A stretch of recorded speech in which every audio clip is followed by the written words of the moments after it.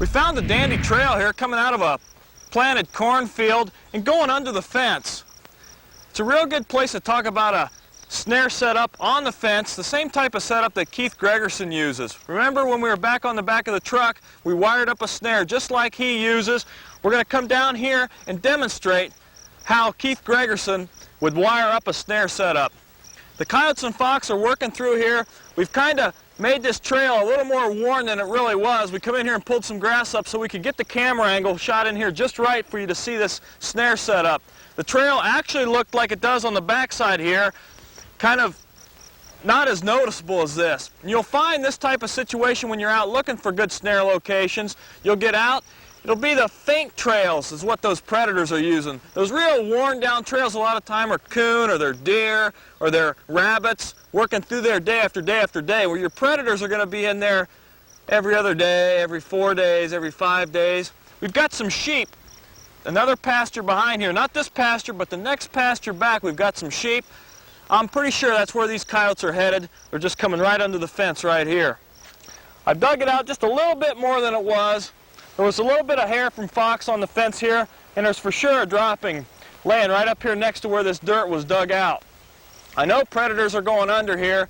A prime place to talk about that snare setup. I'll dig it out of my bag here. Remember, we had it wrapped up in such a way that we wouldn't kink the cable. Very important, because as soon as you start kinking that cable, you're going to start causing yourself a lot of problems. You're going to wish you never seen a snare when you start kinking that cable up. We'll unwrap that support wire. Remember, on the Gregerson setup, your support wire and your anchor wire is all in one. First thing we need to do when we get ready to set up a fence is to anchor our snare properly. In order to put a wire on wire here, we've got to use 2 anchor points. If you use 1 anchor point, in other words, if we wire just to one spot on here, there's going to be a hinge type effect, and we'll never get that snare to set just where we want it because it'll all the time be slipping and sliding and elbowing around on us. We have to get 2 anchor points. So the method I use to do that is I'll go back on my support a ways and I'll bend my support wire in kind of a U shape. Then I'll come back in here right on the fence and I'll bend that cable through. Just wrap it around there a couple times good. You don't want to wrap it around there so tight that it's really going to bind, but then again you don't want to wrap it so loose that you're going to have a wobbly animal. You can see it's a little loose here. That's that hinge I was talking about. But if we go up to the next level and do the same thing, the same type of a wrap, we'll get a lot stronger support, a lot better setup as far as the amount of wiggle. See, there's hardly no wiggle there now. That's what we need to do. We need to counterbalance the weight of this snare and what we're doing on this end. Then I just take the opposite end here to actually put my anchor support in to make sure that the coyote's not going to get away. I'll just come up here on the top. I'll try to wrap 2 wires if I can. On a woven wire fence, the top and the bottom wire is extra heavy. It's important to remember because I like to wire to either that top wire or bottom wire and 1 additional wire. That way you've got 2 wires running through your hookup or your anchor point. Also, you've got one of them being a heavy wire. I think that's pretty important when you're using wire. Another thing that Gregerson likes to do that's kind of neat is he'll actually tie his wire off. Instead of twisting it down, he'll actually tie it in a loop like you're tying your shoe. And then twist off. You can come back through again, almost like a knot setup. Just bend back through. Just pretend you're tying a shoe. That's what he'll do. And you can get your pliers, just run through that loop and just give it a pull. You'll actually be really tight there. It's surprising. I just pull on this a little bit more and really snug that knot down. There'll be lots of swivel action here, up and down, back and forth, so they won't be worrying the wire, trying to break it. But then again, there's no way that that's going to unravel and twist out, because the more they pull on that, the tighter that knot will get. Now to get to the set, remember when we did this one end here, we left a little cradle for that cable to ride in. What we're going to want to do is run our cable back through the barrel of the swivel to get down to our loop size. Loop size is pretty important because we want to make sure that the loop's big enough for the coyote or fox's head to go through the snare, yet we don't want to have it touching any of the sides or on the ground here, any obstruction that might hook that loop and not let it close. So on a snare under situation like this, the loop size directly depends on the size of the dig under you have. You want to make sure that you can get that head in there again, but that snare loop is going to close and not be obstructed. So I'm going to lay this down in here and select the loop size that looks about right for this trail. And I'd say about a 5.5, 6-inch loop is going to be just about right. So when I get that size of a loop, I'm going to want to take and crimp this little notch or this little saddle we made on this 14 gauge wire. I want to crimp that pretty snug, not real tight, but pretty snug right on the cable. So I'll reach up in here with the pliers and crimp it so it's not tight yet. We don't want it to be too tight. We want to be able to, for that coyote to pull that out. Why? Because we want him to pull this whole apparatus out so that the snare swivel works. If it binds here, we won't have a swivel action. That's why we've got swivels on there, so that the cable won't kink up too fast. Eventually he'll hang himself in the fence, but we still don't want that cable to kink up before it has to. So get a good bind down here. We can get our loop size where we want it.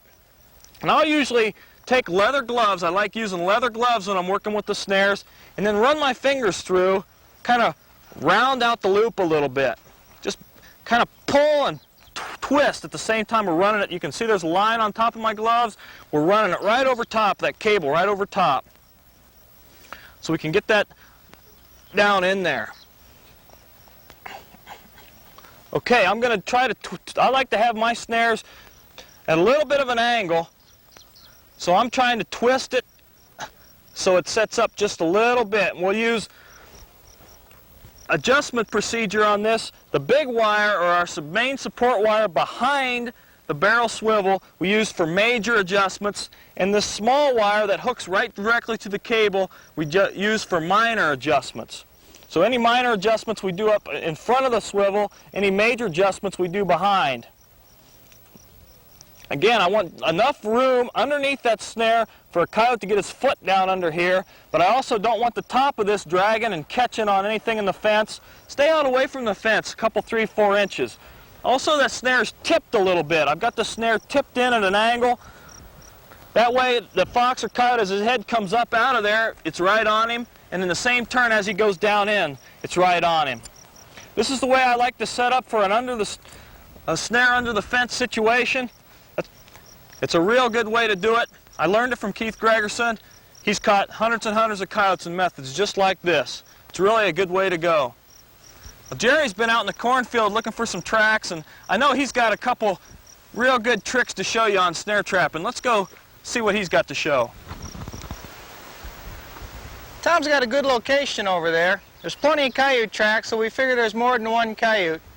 And not every coyote might not go underneath the fence. So what we're going to do is, we're going to create a situation that'll pick these coyotes when they hit the end of this field.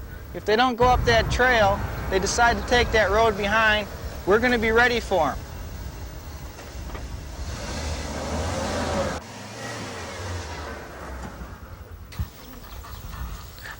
As you can see here with the tires, we've made 2 definite trails. You don't want them so definite and so wide that they can just meander through here. You want to pick a spot with an obstruction right in the middle of it. What we'll do is we'll use one and we'll block off the other one. We'll set the other side of the road, find a place, even if it's 20 feet down. One thing you don't want to do is go and set right next. You don't want to set a snare on this road, this side of the road, and directly on the other side. With a 5-foot loop, he'll just knock down your other snare. It won't be effective. You set one here, you go maybe 6, 8, 10 feet down, and you set one on the other side. Don't just set them out in the open. You want to find a place where you've got obstructions, where you've got overhang, something that's going to break up the outline of that snare. What we're going to do here is we're going to use a different kind of support system. This one here is something like the W, same 9-gauge wire, same length. It's got the same spike on the bottom. You want that little bend in there with that hook. That hook is what's going to keep your whole system from swiveling. Okay, you want to find your spot, which we're going to choose right here. We're going to push it in the ground here.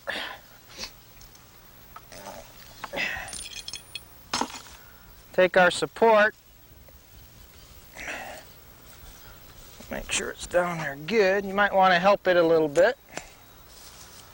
Okay. You want to take your swivel, run your stake through it. Stake on the same side of the trail as your support.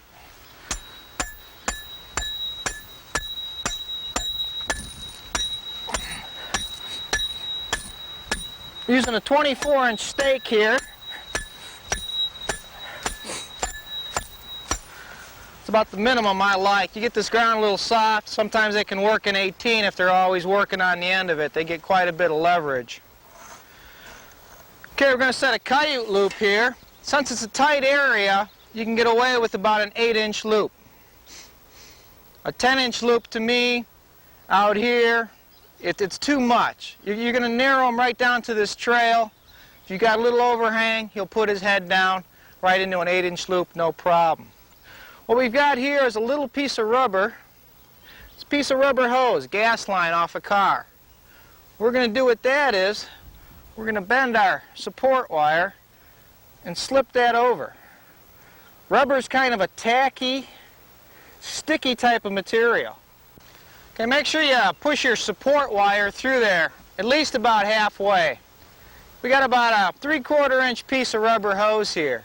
It really grabs onto that little bit rusty wire. What you want to do is you want to get your loop size where you want it. I like it about 8 inches in a tight area. For Coyote, about 10 inches in a more open area. For fox, I can get by with about 6 going under a fence, maybe 5. Smaller, I think, is better because they're more committed when they get in the circle. Plus, it's easier to hide than a bigger circle. Get your loop set where you want it. You adjust your height with your wire. You adjust the pitch of the snare with the rubber hose. If it's leaning out like that when you're done, you just give it a slight twist. Get it even with the trail. When you look down, you want to be able to see the top and barely see any of the bottom. You want it straight. Okay, you want to rough up the area that you don't want him to go through. This is a possible trail. You want to cover that up. You want to clean out the trail that he's using. Everything's pretty well mashed down, so it's not going to hurt his feet to walk through there.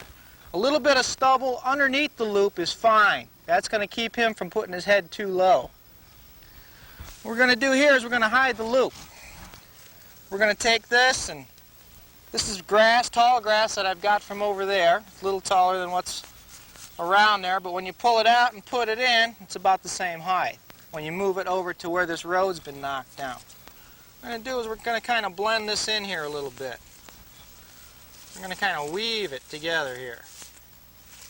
You don't want to be wearing gloves in a normal situation like that.